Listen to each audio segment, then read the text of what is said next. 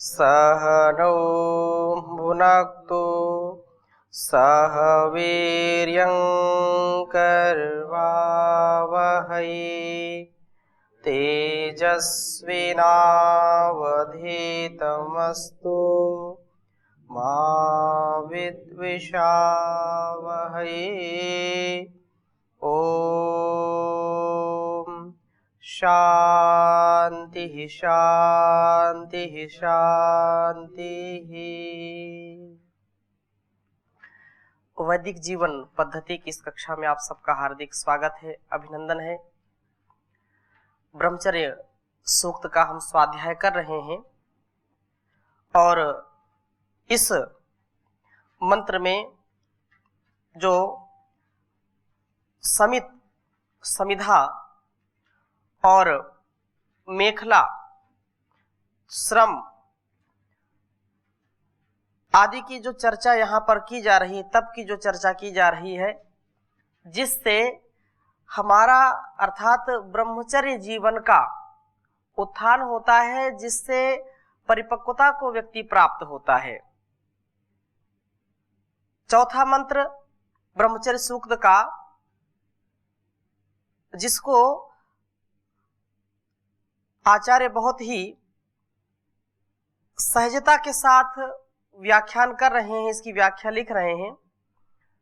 कई लोगों ने इस कार्यक्रम को जो लगातार देखते हैं और प्रयास करते हैं कि इसको सुने, उन्होंने भी कई बार कहा, फोन भी कई किए कि इस पुस्तक को हमको भी चाहिए। तो ये पुस्तक वैदिक ब्रह्मचर्य गीत के नाम से उपलब्ध होती है। आचार्य अभयदेव विद्या अलंकार, छोटी सी पुस्तक है, बहुत छोटी सी, और इसका मूल्य भी बहुत कम होगा, लेकिन इसका जो प्रभाव है वो अनमोल है। इसका यदि आचरण करें तो उसकी मूल्य की अदायगी नहीं की जा सकती है। बहुत साहित्य है, तो अपने घर में सद साहित्य रखें। युवकों को, युवतियों को इस पुस्तक को अवश्य पढ़ना चाहिए। अनेक प्रकाशकों ने इसको छापा है। अभी आप लोगों के लिए एक, जो वैसे तो हमारा भी बहुत बड़ा प्रकाशन है, दिव्य प्रकाशन,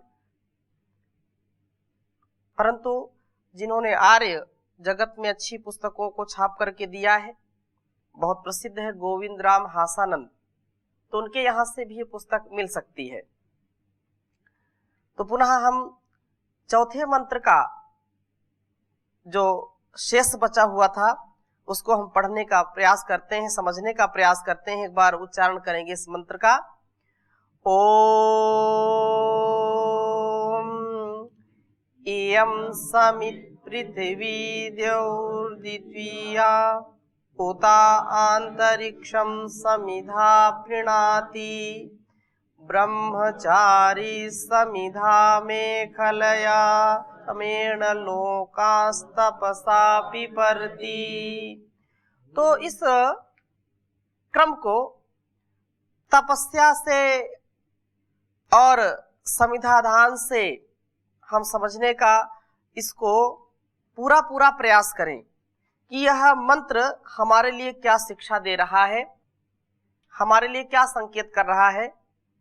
तो जिसमें से हमने पहले संकेत को, पहले साधन को समझने का प्रयास किया, समित, समिधा, 3 समिधाओं का जो दान है, समिधाधान है, अथवा जब गुरु के पास शिष्य जाता है तो समित पाणी होके जाता है। दूसरा जो साधन है ब्रह्मचर्य पालन का, तो उसको मेखला कहते हैं। मेखला तडागी को कहते हैं। इसके बांधने से वीर्य रक्षा में सहायता मिलती है, ऐसा कहते हैं। और युवकों को अनेक प्रकार के रोग जो होते हैं उससे भी इसकी रक्षा होती है। हाइड्रोसील आदि बहुत ये बड़ी बीमारी होती है, अंडकोश का बढ़ जाना, तो इससे भी इसकी रक्षा की जा सकती है। जो मेखला धारण करते हैं वे इस रोग से कभी भी ग्रसित नहीं हो सकते। यह तो प्रमाणित हो ही चुका है। मूंज, सूत आदि से बनी यह मेखला कटी प्रदेश में बांधी जाती है, जिसमें कौपीन लगाया जाता है। जैसे सविधा ज्ञान दीप्ति का चिन्ह है और वैसे मेखला कटिबद्धता का चिन्ह है। हम अपने उद्देश्य के प्रति, अपने कर्तव्य के प्रति कितने सजग हैं, कितने हम होशो हवास में हैं, इसका यह प्रतीक है मेखला। कटिबद्धता का प्रतीक है। ब्रह्मचारी को सदा कटिबद्ध सिपाही की तरह सदा तत्पर, तैयार, चुस्त, मुस्तैद, सावधान, जागता हुआ रहना चाहिए। ढीले ढीले, आलस्य में, प्रमाद में कभी हमसे कोई असावधानी ना हो जाए तो कभी बेखबर, असावधान, आराम तलब, ढीला ढाला, सुस्त नहीं होना चाहिए। यह ब्रह्मचारी का दूसरा साधन है जो उसको हमेशा चुस्त दुरुस्त रखता है, हमेशा तंदुरुस्त रखता है। जब उसके अंदर ब्रह्मचर्य का आधान होता है तो उसके अंदर उत्साह की कमी नहीं होती है, उत्साह उसका हमेशा बढ़ता रहता है। और जो इन साधनों का प्रयोग नहीं करता है, क्योंकि अब ये मेखला नाम ही कुछ लोग पहली बार सुनते हैं कि मेखला है क्या। मूंज आदि से पहले बनाते थे, फिर सूत से बनाने लगे, जिससे व्यक्ति का जो ब्रह्मचर्य है वो खंडित नहीं होता है, अखंडित रहता है। ये बात बहुत ही जागरूकता के साथ हमको समझनी चाहिए कि आलस्य प्रमाद में, बेहोशी में जब हम जीवन व्यतीत करते हैं तो हमको हानि उठानी पड़ती है, चाहे विचारों की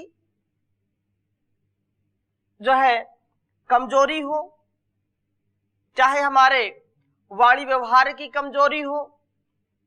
हमने यदि आलस्य किया, हमने यदि प्रमाद किया, यदि उत्साह से काम नहीं किया तो जरूर कुछ ना कुछ शारीरिक मानसिक कमी होती है, जिसका तन और मन दोनों बिल्कुल एक सिपाही की तरह, सिपाही जैसे या जवान सीमा पर होता है, बिल्कुल मुस्तैद रहता है। यदि एक क्षण के लिए भी चूक जाए तो राष्ट्र की बड़ी हानि हो सकती है। ऐसे ही ब्रह्मचारी अपने आप को कभी भी ढीला ढाला नहीं बनाता, और जो ये कमी है तो स्वभाव जिनका है उसको दूर करने का प्रयास करना चाहिए। ब्रह्मचारी भले ही कैसा ही हो, कैसे का तात्पर्य, जैसे पिछली कक्षाओं में भी हमने चर्चा की, थोड़ा सा मोटा हो सकता है, लंबा हो सकता है, छोटा हो सकता है, परंतु जो उत्साह है, उत्साह एक ब्रह्मचारी का विशेष गुण होता है। सावधानी उसका विशेष गुण होता है, सतर्क होता है। एक पल के लिए भी उसमें निरुत्साह अर्थात अपने आप को कभी दबा कुचला दीनहीन अवस्था में वह नहीं प्राप्त होता है। अपने आप को ऐसे दलदल में कभी फंसाने का वह प्रयास भी नहीं करता है, क्योंकि आपने भी बहुत पढ़ा है कि जो शरीर से आलस्य करता है, जो शारीरिक स्तर पर हमारी कमजोरी होती है, कमजोरी का तात्पर्य ढीलापन जो होता है उसको आलस्य कहते हैं, और मानसिक स्तर पर जो हमसे लापरवाही होती है उसको प्रमाद कहते हैं। तो आलस्य और प्रमाद दो चीजें होती हैं। आलस्य और प्रमाद से दूर रहता है ब्रह्मचारी, न मानसिक और न शारीरिक, दोनों स्तर पर वह कभी छूट नहीं देता है, सजग रहता है। और आप पढ़ते हैं आलस्य मनुष्य का सबसे बड़ा शत्रु है, बहुत शत्रु है। यह हमको पता नहीं कहां से कहां ले जाकर के गिरा दे, हमारी उन्नति कभी होने नहीं दे सकता ये, यदि इसको हमने नहीं जाना, नहीं समझा। खासकर विद्यार्थी जीवन में, ब्रह्मचर्य के जीवन में यदि आलस्य हुआ, यदि छोटा सा भी प्रमाद हुआ, तो हमारा पतन सुनिश्चित है। बहुत प्रसिद्ध श्लोक है, आपके समक्ष मैं इसको लिख रहा हूं। और आलस्य जो करता है, जो आलसी होता है, उसको न विद्या मिलती है, न बुद्धि मिलती है, न बल मिलता है। तो कह रहे हैं अलसस्य कुतो विद्या, जो ढीला ढाला रहता है, आलस करता है पढ़ने में, आलस करता है व्यायाम में, आलस्य करता है सेवा में,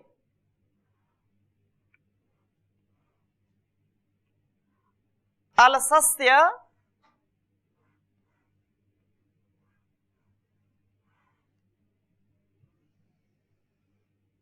अलसस्य कुतो विद्या,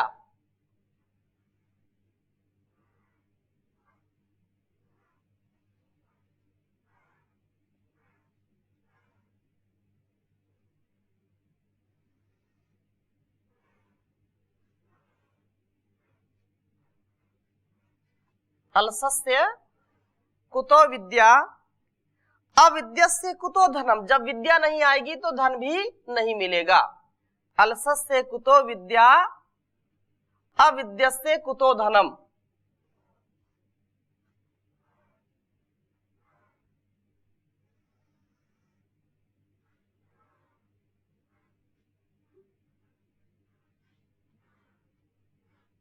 अविद्यस्य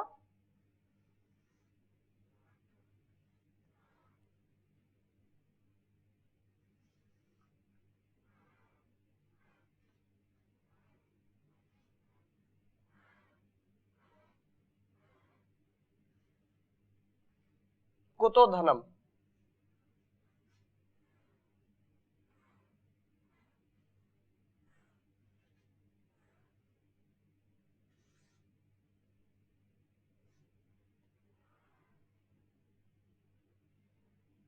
और इसी बात को आगे कह रहे हैं अधनस्य कुतो मित्रम,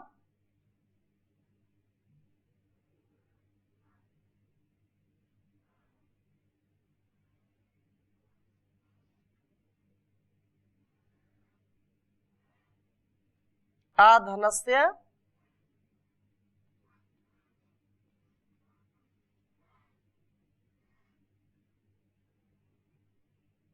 कुतो मित्रम,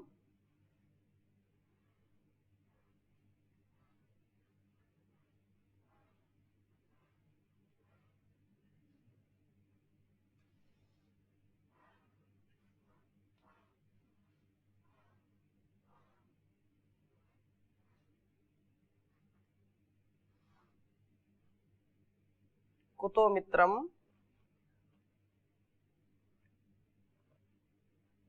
अमित्रस्य कुतो बलम।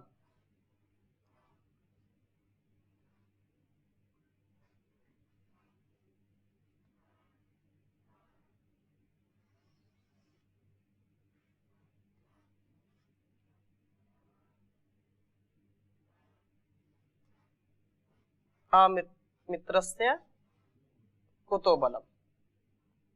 बहुत उत्तम बात कही है।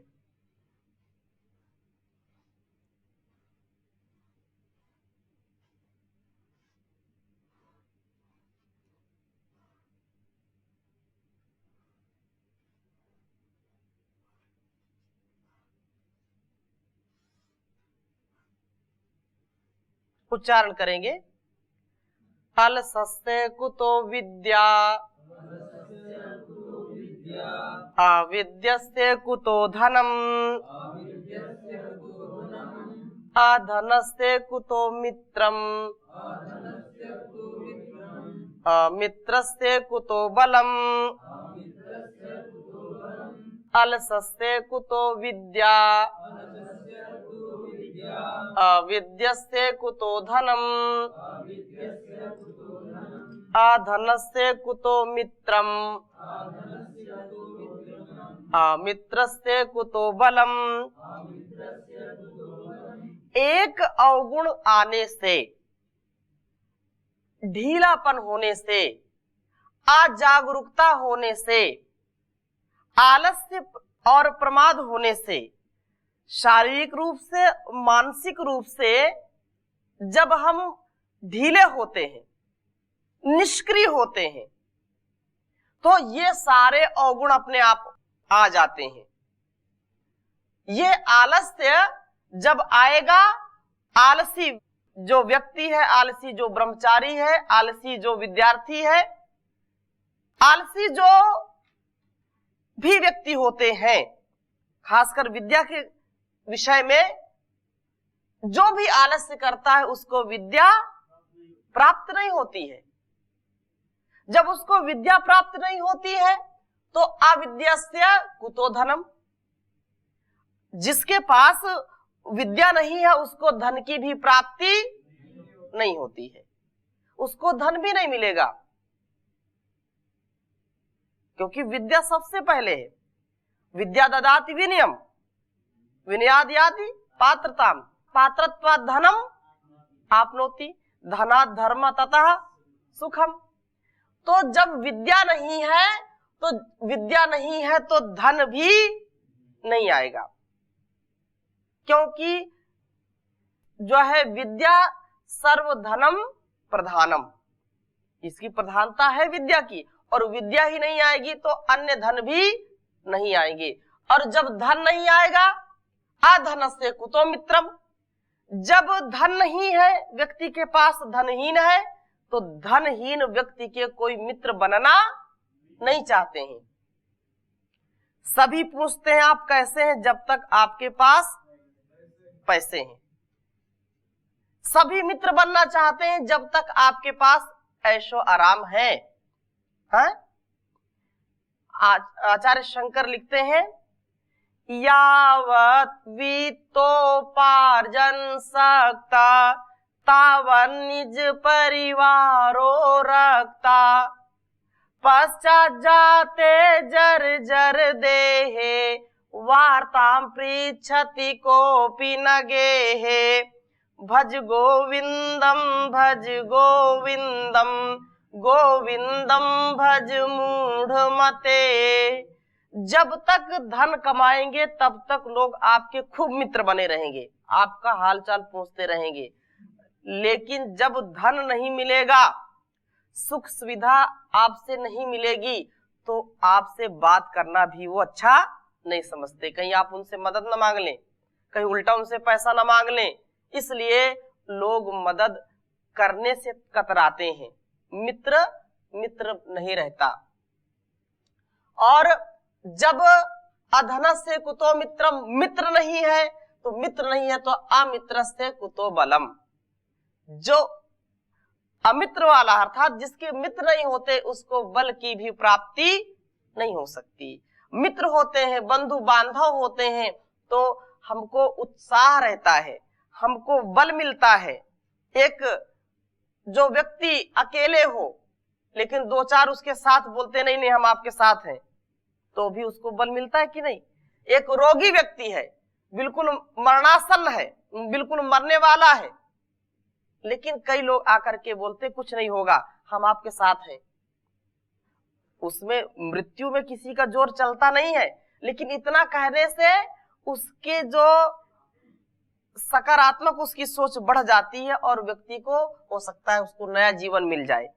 लेकिन जब रोगी के पास कोई जाए नहीं, कोई मित्र कोई बंधु बांधव उसके पास नहीं जाता, तो उसको और चिंता होती है, तो जल्दी वो जो उसका राम नाम सत्य हो जाता है? उसको चिंता होती है, उसको आत्मिक बल और जन बल नहीं मिलता है। इसलिए बहुत उत्तम बात कही है। और इसी के साथ एक श्लोक और लिख लीजिए, ये भी हमको बहुत ही ज्ञान देता है कि आलस्यम ही मनुष्याणाम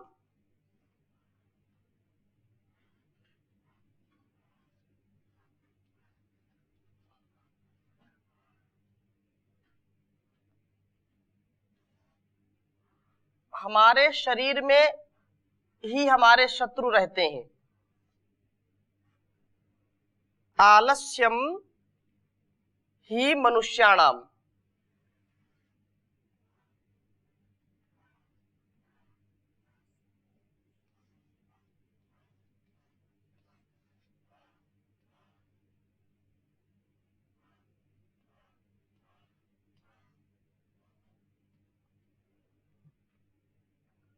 शरीरस्थो महान रिपुः, शरीर में स्थित ये महान रिपु है।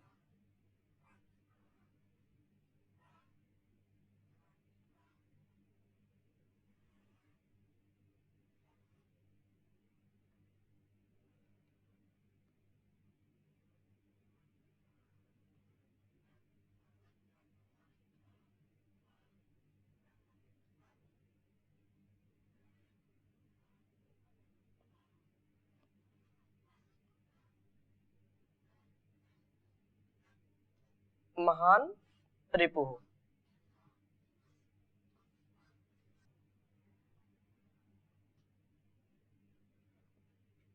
और नास्ति उद्यम समो बंधु,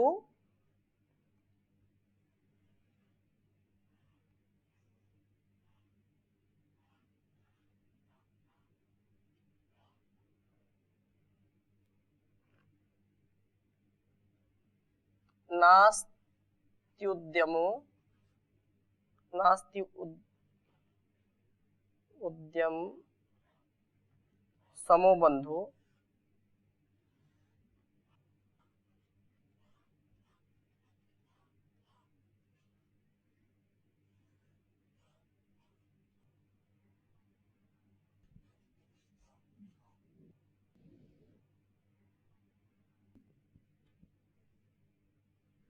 यम कृत्वा नावसीदति, यम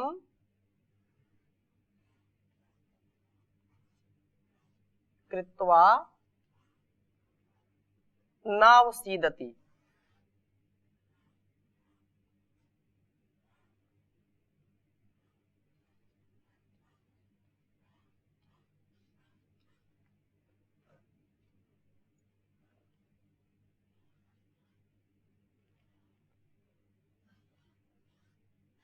उच्चारण करेंगे, आलस्यम ही मनुष्याणाम शरीरस्थो महान रिपुः